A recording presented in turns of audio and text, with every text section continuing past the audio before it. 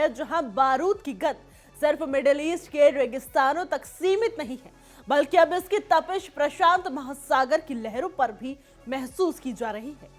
एक तरफ जहां इजराइल, ईरान और अमेरिका के बीच का तनाव दुनिया को तीसरे विश्व युद्ध की कगार पर ले गया है, वहीं दूसरी ओर उत्तर कोरिया के तानाशाह किम जोंग उन ने एक ऐसी चाल चली है जिसने पेंटागन से लेकर सियोल तक हड़कंप मचा दिया है। रविवार को उत्तर कोरिया ने अपने अब तक के सबसे घातक विध्वंसक पोत चोहोन से सामरिक क्रूज मिसाइलों और एंटी शिप मिसाइलों को सफल परीक्षण कर पूरी दुनिया को एक कड़ा संदेश दिया है। एक रिपोर्ट के अनुसार खुद किम जोंग उन ने उन परीक्षणों का निरीक्षण किया है जो उत्तर कोरिया की नौसैनिक शक्ति में एक युगांतरी बदलाव ला सकते हैं। इस परीक्षण की बारीकियां जितनी प्रभावशाली है उतनी ही डरावनी भी है। सोचिए जरा कि चोहोन विध्वंसक से दागी गई 2 सामरिक क्रूज मिसाइलों ने करीब 8000 से 9000 सेकंड तक आसमान में अपनी ताकत का प्रदर्शन किया, जबकि 3 एंटी शिप मिसाइलों ने 1900 सेकंड से अधिक समय तक उड़ान भरी। ये केवल साधारण मिसाइलें नहीं थी, इनका अल्ट्रा प्रिसिशन सटीकता ने साबित किया है कि उत्तर कोरिया का नेविगेशन सिस्टम और एंटी जैमिंग तकनीक अब इस स्तर पर पहुंच गई है जहां वो अमेरिका विमान वाहक पोतों की सुरक्षा घेरे को भी चुनौती दे सकता है। किम जोंग उन का मकसद स्पष्ट है, अपनी नौसेना को एक ऐसी स्ट्राइक फोर्स में बदलना जो केवल बचाव ही नहीं बल्कि दुश्मन के घर में घुसकर तबाही मचाने में सक्षम हो। अब सवाल ये उठता है कि उत्तर कोरिया इस समय इतनी आक्रामकता क्यों दिखा रहा है। इसका सीधा संबंध ईरान और इजराइल और अमेरिका के बीच चल रहे भीषण संघर्ष से है। जैसे जैसे अमेरिका का ध्यान और उसके संसाधन मिडिल ईस्ट के दलदल में फंसते जा रहे हैं, किम जोंग उन को एक सुनहरा अवसर मिलता हुआ जा रहा है। जब दुनिया की नजरें गाजा, लेबनान और तेहरान पर टिकी है, तब प्योंगयांग अपने हथियारों के जखीरे को इरिवर्सिबल स्तर पर ले जा रहा है। विशेषज्ञों का मानना है कि उत्तर कोरिया वैश्विक अस्थिरता का फायदा उठाकर अपनी परमाणु विस्तार क्षमताओं को इतनी तेजी से बढ़ा रहा है कि भविष्य में किसी भी कूटनीतिक बातचीत में वो अपने शर्तें थोप सके। हमें यह नहीं भूलना होगा कि उत्तर कोरिया और इजराइल के बीच रक्षा सहयोग का एक लंबा इतिहास रहा है। आज जब ईरान और इजराइल के बीच सीधा टकराव हो रहा है तो अमेरिका अपने सहयोगियों को बचाने के लिए पूरी ताकत झोंक रहा है। तब उत्तर कोरिया का एक नया परीक्षण अमेरिका की सैन्य क्षमताओं को 2 मोर्चों पर बांटने की एक सोची समझी साजिश हो सकती है। अगर अमेरिका मिडिल ईस्ट में पूरी तरह उलझ जाता है तो उत्तर कोरिया के पास दक्षिण कोरिया और जापान के खिलाफ अपनी आक्रामक नीति को अंजाम देने का खुला मैदान होगा।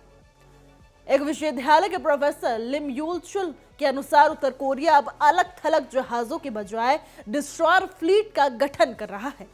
यह इस बात का सबूत है कि 2026 तक किम जोंग उन की नौसेना समुद्र में एक संगठित और अजेय दीवार खड़ी करने की तैयारी में है। अप्रैल 2025 के शुरुआती परीक्षणों के बाद अब 2026 में नए युद्धपोतों की कमीशनिंग उत्तर कोरिया की एग्रेसिव डिफेंस पॉलिसी का हिस्सा है। चोहोन सिर्फ एक जहाज नहीं बल्कि एक बदलते वैश्विक समीकरण का एक प्रतीक है। एक तरफ इजराइल, अमेरिका, ईरान के परमाणु कार्यक्रमों को रोकने में जुटा हुआ है, वहीं दूसरी तरफ उत्तर कोरिया ने चुपचाप अपने नौसैनिक मारक क्षमता को कई गुना बढ़ा दिया है। आज की स्थिति यह है कि दुनिया की सुरक्षा व्यवस्था ताश के पत्तों की तरह बिखरती हुई नजर आ रही है। अगर मिडिल ईस्ट में तनाव और बढ़ता है तो यकीन मानिए इसके आग कोरियाई प्रायद्वीप तक पहुंचने में देर नहीं लगेगी।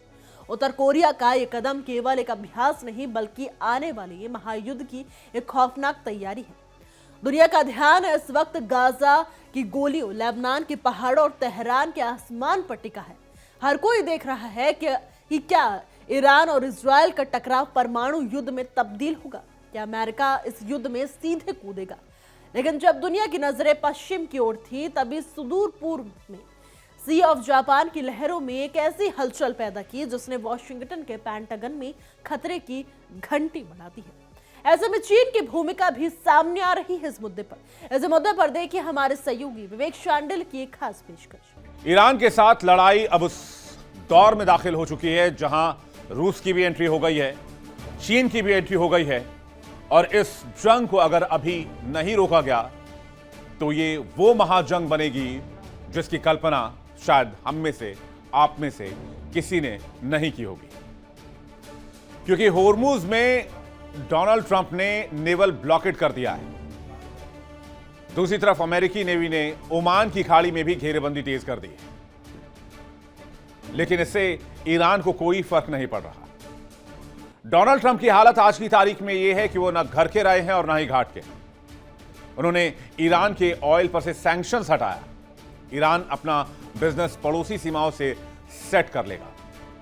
रूस, तुर्किस्तान, अफगानिस्तान के रास्ते ईरान अब व्यापार करने की तैयारी में है। तो सवाल यह है कि ओमान में नेवल ब्लॉकेड करने से आखिर डोनाल्ड ट्रंप को क्या मिलेगा? सिर्फ खाली हाथ और बढ़ता तनाव? लेकिन असली खतरा जो है वो बन रहा है पर्दे के पीछे। रूस और चीन ईरान को बैकडोर से फुल सपोर्ट कर रहे हैं, वो भी कैस्पियन सी के जरिए, जहां अमेरिका का पहुंच पाना मुश्किल ही नहीं नामुमकिन है। यह लड़ाई आज की तारीख में सिर्फ ईरान बनाम अमेरिका की नहीं, रूस और चीन की भी एंट्री इस लड़ाई में हो चुकी है। क्योंकि रूस और चीन के आर्थिक हितों को चोट लगी है और वो सीधे जंग के मैदान में कूदने से भी परहेज नहीं करेंगे। डोनाल्ड ट्रंप को लगा था कि ईरान को वो अकेले संभाल लेंगे, लेकिन ईरान को अकेले संभालने के चक्कर में ट्रंप 3 महाशक्तियों के सामने खड़े हो गए। ट्रंप का सुपर पावर वाला गुरूर मिट्टी में मिल चुका है। रूस और चीन की एंट्री के बाद अमेरिका बौखलाया हुआ है। अब राउंड 2 की शुरुआत होने वाली है। 40 दिन के राउंड 1 की लड़ाई आप देख चुके हैं। माना जा रहा है कि यह तो अभी बस ट्रेलर था। अमेरिका वर्चस्व साबित करने के लिए एड़ी चोटी का जोर लगा देगा और रूस और चीन अमेरिका को रोकने के लिए किसी भी सीमा को पार कर जाएंगे, किसी भी हद के परे चल जाएंगे, किसी भी लक्ष्मण रेखा को लांघ जाएंगे। आज की चर्चा, आज की डिबेट इसी मुद्दे पर, इस खबर की तह तक जाएंगे और बताएंगे आपको रूस और चीन कैसे इस जंग को ट्विस्ट दे रहे हैं और तेहरान कैसे मजबूत हो रहा है। होर्मुज की लहरें आज पानी नहीं बल्कि नफरत और बारूद की कहानी कह रही हैं। ईरान ने होर्मुज को अपनी मुट्ठी में कैद कर रखा है। जवाब में अमेरिकी नेवी ने भी ओमान की खाड़ी में लंगर डाल दिया है, जिसे वो नेवल ब्लॉकेड कह रहे हैं। लेकिन होर्मुज की इस पूरी बिसात में एक शख्स है जो बुरी तरीके से फंस चुका है।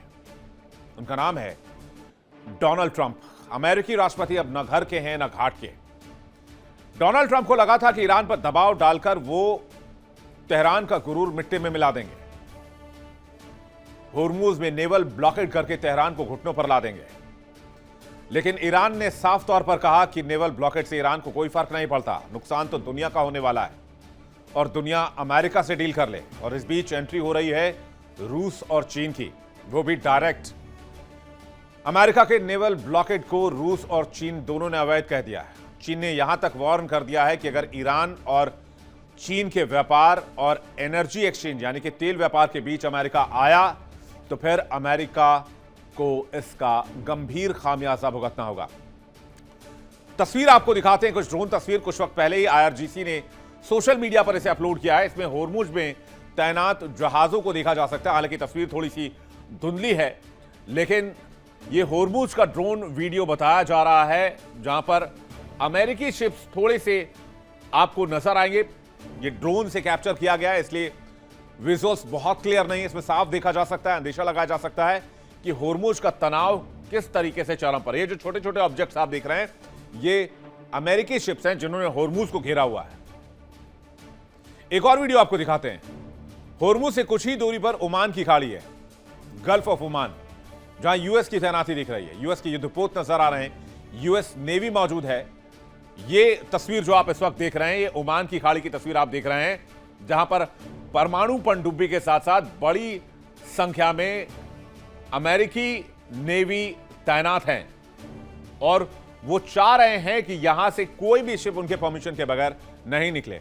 लेकिन इसी बीच चाइना ने वार्न कर दिया है कि वो ईरान और चीन के बीच ना घुसे, यानी कि अमेरिका दोनों देशों के रिलेशनशिप के बीच आ रहा है, जो कि ठीक बात नहीं है। और इधर IRGC के जवान भी मोर्चा संभाले हुए हैं। यानी आप ये मान लीजिए कि होर्मुज में अब दुनिया की महाशक्तियां टकराने वाली हैं। एक तरफ अमेरिका, सामने से ईरान, पीछे से चीन, उसके साथ रूस।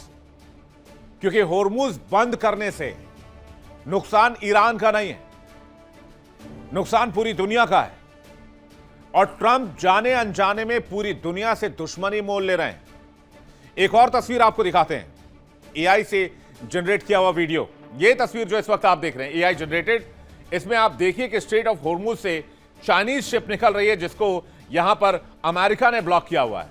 उसके बाद वापस चाइनीज शिप यहां पर गल्फ ऑफ ओमान में आकर रुक जाती है, क्योंकि इस चाइनीज वेसल को अमेरिकी शिप्स आगे जाने नहीं दे रहे हैं। और इसकी वजह से चाइना बहुत गुस्से में है। शी जिनपिंग ने क्लियर कर दिया है कि अगर यही हालात रहें तो फिर अमेरिका से लोहा लेने में भी हम पीछे नहीं हटेंगे, क्योंकि बात चीन के नागरिकों की ऊर्जा सुरक्षा से जुड़ी हुई है, चीन के नागरिकों के हित से जुड़ी हुई है।